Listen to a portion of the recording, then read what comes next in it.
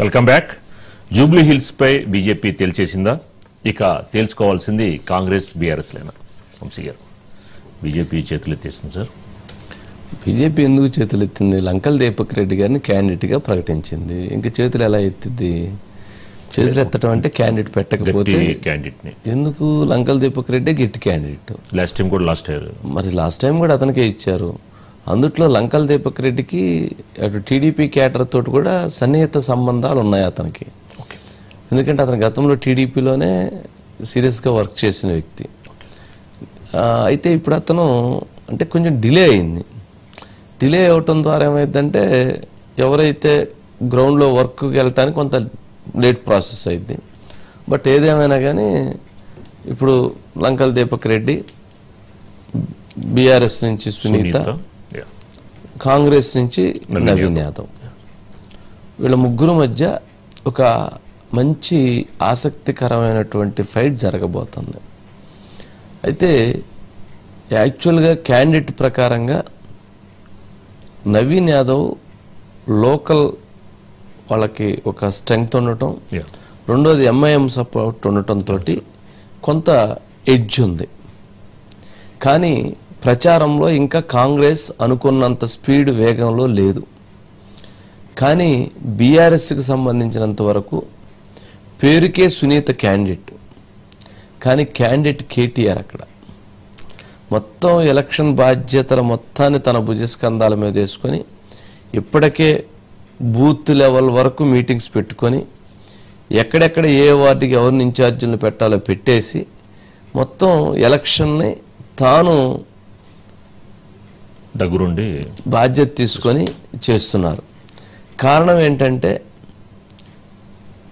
ఈ ఎలక్షన్ అనేది కేటీఆర్ గారికి డూ ఆర్ డై సిచ్యువేషన్. ఎందుకు అనంటే ఆయన వర్కింగ్ ప్రెసిడెంట్గా కేసీఆర్ గారు ఇప్పటివరకు అన్ని ఎలక్షన్లు చేసుకుంటూ వచ్చాడు. ఈయన బ్యాక్గ్రౌండ్ వర్క్ చేసుకుంటూ వచ్చాడు. కానీ ఈ ఎలక్షను కేసీఆర్ గారు వచ్చి ప్రచారం చేయటం కానీ అవన్నీ ఉండకపోవచ్చు. మహా అయితే ఏదైనా లాస్ట్లో ఒక మీటింగ్ పెడతారేమో. మొత్తం కేటీఆర్ గారే చేయాలి. హరీష్ రావు గారిని ప్రచారం వరకు, వాటి స్ట్రాటజీ వరకు మాత్రం ఉంచుతారు. ఈయనే పూర్తిగా దాన్ని ఇది చేయాలనుకుంటున్నట్టున్నారు. కాబట్టి ఆయన చాలా సీరియస్గా దాన్ని ఎలక్షన్ చేయటానికి అందుకనే ప్రణాళికలు రూపొందించారు. అందరికంటే ముందుగా ప్రచారంలో ఉన్నారు, అందరికంటే ముందుగా క్యాంపెయిన్లోకి వెళ్ళిపోయి అన్నారు. సరే, ఇదొక పరిణామం. కానీ ముగ్గురు మధ్య మనం అనుకున్న దానికంటే చాలా ఎక్కువగా జూబ్లీ హిల్స్ ఉప ఎన్నిక పోరు చాలా సీరియస్ ఫైట్ జరగబోతుంది. ఈ ఫైటు 3 పార్టీల యొక్క భవిష్యత్తుకి, 3 పార్టీల యొక్క రాజకీయ అడుగులకి వేదిక కాబోతుంది. మరి ఏం జరిగిద్ది అనేది, ఎవరు గెలుస్తారు అనేది చూడాల్సిన అంశం. ఇక ఇక్కడ బీజేపీ వాళ్ళు టీడీపీ వాళ్ళ మద్దతు అవసరం లేదన్నారు, అడగలేదన్నారు, అవసరం లేదని కూడా అన్నట్లున్నారు. కాంటాక్ట్ కూడా చేయలేదంట, వద్దులే అన్నట్లున్నారు. అంటే సెంట్రల్ మినిస్టర్ కిషన్ రెడ్డి గారు ఉన్నటువంటి కాన్స్టిట్యున్సీలో ఎంపీ పరిధిలో ఉన్న క్యాండిడేట్ సెలక్షన్ ఇంత లేటు, క్యాండిడేట్కి సంబంధించినటువంటి ప్రచారం వ్యవహారాలు ఎన్ని లేట్ ప్రాసెస్ అయింది. బట్ ఆ గెలుపు ఓటం అనేది కూడా ఆయనకు కూడా చాలా కీలకమైనటువంటి అంశం అవుతుంది. కాబట్టి చూడాలి ఏం జరిగిద్ది అనేది. ఈసారి సానుభూతి వర్కౌట్ అవుద్దంటారా? బీఆర్ఎస్ ఎక్కువగా సానుభూతి అంటే తను గోపి గారు చనిపోవడంతో తను రాజకీయాల్లోకి వచ్చింది, తన సింపతి వర్కౌట్ అవుతుందా? అట్లాగే నవీన్ యాదవ్ 2 సార్లు పోటీ చేసి ఓడిపోయాడు, ఆ సానుభూతి వర్కౌట్ అవుతుందా? లంకల్ దీపక్ రెడ్డి ఒకసారి పోటీ చేసి ఓడిపోయాడు, ఆ సానుభూతి వర్కౌట్ అవుతుందా? అందరిది సానుభూతే. కాకపోతే మహిళ కాబట్టి తను కొంత ఎమోషన్ అయి కన్నీళ్ళు పెట్టుకుంటుంది కాబట్టి కొంచెం ఆ ప్రభావం కొద్దిమేర ఉంటుంది తప్ప మిగిలినది అంతవరకు ఉండకపోవచ్చు. జనరల్గా బై ఎలక్షన్స్లో అధికార పార్టీకి ఎప్పుడు కూడా ఎక్కువ ఎడ్జ్ ఉంటుంది. అధికార పార్టీకి ఎక్కువ ఎడ్జ్ ఉండటానికి కారణం ఏంటి అని అంటే ఇక్కడ గెలిస్తే ప్రయోజనం ఉంటుంది, వాళ్ళు గెలిస్తే ఏమి ప్రయోజనం ఉంటుంది అన్న ఆలోచన నెక్స్ట్ చూద్దాంలేండి, ఎలక్షన్స్ వచ్చినప్పుడు ఈసారి వేద్దాంలేండి బీఆర్ఎస్కి లేదా బీజేపీకి, ఇప్పుడు ఎందుకు లేండి, ఇప్పుడు వాళ్ళు అధికారంలో ఉండరు కదా, వాళ్ళకి ఇస్తే వాళ్ళు ఏదో డెవలప్మెంట్ మనకేదో చేస్తారు కదా అన్న అభిప్రాయం, ఆ సెన్స్ మనిషిని అటువైపు లాక్కెళ్తుంది. అది ఓటర్ మీద చాలా ఇంపాక్ట్ ఉండేటువంటి అంశం అవుతుంది. శ్రీనివాస్ గారు బయట ఉందా సార్, బయట ప్లీజ్. కాదు, పార్టీగా ఈ ఎన్నికను మేము ఎదుర్కోబోతా ఉన్నాం. ఈ ఎన్నిక జరుగుతున్నది కూడా వ్యక్తుల మధ్యన కాదు. ఈ ఎన్నిక జరుగుతున్నది 10 ఏళ్ల అభివృద్ధికి 2 ఏళ్ల అరాచకానికి మధ్యన జరుగుతున్న ఎన్నిక. 10 ఏళ్ల పారదర్శక పాలనకు ఈ 2 ఏళ్లుగా జరుగుతున్న అవినీతి పాలనకు మధ్యన జరుగుతున్న ఎన్నిక. 10 ఏళ్ల రైతు బంధు పాలనకు 2 ఏళ్ల రాబందు పాలనకు మధ్యన జరుగుతున్న ఎన్నిక ఇది.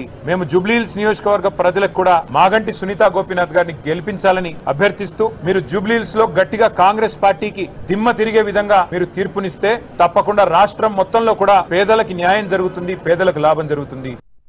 బీఆర్ఎస్ అగేన్స్ట్ గా ఫైట్ చేస్తున్నటువంటి ఏకైక పార్టీ బీజేపీ, కాంగ్రెస్ కి ఫైట్ చేస్తున్న ఏకైక పార్టీ బీజేపీ. ఎంతటి వారైనా సరే, ఎంత తప్పులైనా ఎత్తి చూపించే పార్టీ భారతీయ జనతా పార్టీ. వాళ్ళతో కలిసే ప్రసక్తి లేదు. మేము ఎప్పుడైనా సరే భారతీయ జనతా పార్టీ దొంగలకు దూరంగానే ఉంటుంది. దీపక్ రెడ్డి గారు దొంగలకు దూరంగా ఉంటా. శ్రీనివాస్ గారు వంశీ గారు, మీరు నిజానికి జూబ్లీహిల్స్ ఇటు అన్ని ప్రధాన పార్టీలకు, కాంగ్రెస్ కావచ్చు, ఇటు బీఆర్ఎస్ కావచ్చు, బీజేపీకి కావచ్చు, ప్రతిష్టాత్మకంగా మారిందని చెప్పవచ్చు ఈ జూబ్లీహిల్స్ బై ఎలక్షన్స్. ఎందుకంటే ఈ అనుకోని పరిస్థితుల్లో వచ్చినటువంటి ఎన్నికలను అన్ని పార్టీ సవాల్గా తీసుకుంది. అయితే అభ్యర్థుల ఎంపికలో కూడా చాలా ఎక్సైట్ చేసి తర్వాత బాగా తీసుకున్నటువంటి నిర్ణయాలు. నవీన్ ఎన్నికల విషయంలో కూడా చాలామంది సీనియర్లు కూడా పోటీ పడ్డా సీఎం ప్రత్యేకంగా జూబ్లీహిల్స్లో గెలిచే అభ్యర్థికి గెలుపు గుర్రాలకే టికెట్ ఇవ్వాలన్నటువంటి విషయాన్ని దృష్టిలో పెట్టుకొని నవీన్కి ఇచ్చారు. అదేవిధంగా బీఆర్ఎస్ నుండి మొదటి నుండి సానుభూతితో ముందుకెళ్ళాలి, సానుభూతి వర్కౌట్ అవ్వడమే కాకుండా గతంలో కూడా చేసినటువంటి మాగంటి గోపి చేసినటువంటి అభివృద్ధి పనులు కూడా తమకు సహకరిస్తాయన్నటువంటి ఉద్దేశంతోనే మాగంటి సునీతకి ఇచ్చారు. బీజేపీ కూడా గత ఎన్నికల్లో పోటీ చేసి ఓడిపోయినటువంటి చివరికి లంకల దీపక్ రెడ్డికి ఇచ్చారు. ఇక్కడ జూబ్లీహిల్స్లో త్రిముఖ పోటీ ఉంటుందని చెప్పవచ్చు. ముఖ్యంగా అన్ని పార్టీలు ప్రతిష్టాత్మకంగా మీరు అన్నట్టు మాత్రం తన గెలుపుగానే భావిస్తున్నాడు కేటీఆర్. ఇక్కడ కేటీఆర్ మొదటి నుండి తన టీంతోనే వర్క్ చేస్తున్నాడు. సునీతను కేవలం ప్రజల ముందుకు తీసుకువెళ్తున్నారు కాబట్టి ఇక్కడ వ్యవహారాలు అన్ని చక్కబెట్టారు. రాజకీయంగా కానీ తనకున్నటువంటి పరిచయాలు కావచ్చు, కేటీఆర్ పూర్తిగా తానే ఒక అభ్యర్థిగా ప్రజల్లోకి వెళ్తున్నాడు. అదేవిధంగా ఇప్పుడు నవీన్ మీరు అన్నట్టు స్థానికుడు కాబట్టి స్థానికంగా తనకు బలం ఉంది. ఆ బలంతోనే ఆయన గెలుస్తానన్నటువంటి నమ్మకంతో ఆయన ముందుకు వెళ్తున్నాడు. మీరు అన్నట్టు దీపక్ రెడ్డి మొదటి నుండి ఇక్కడ ఆయన కూడా చాలా సంవత్సరాల నుండి టీడీపీలో పనిచేశాడు. శ్రీనివాస్ గారు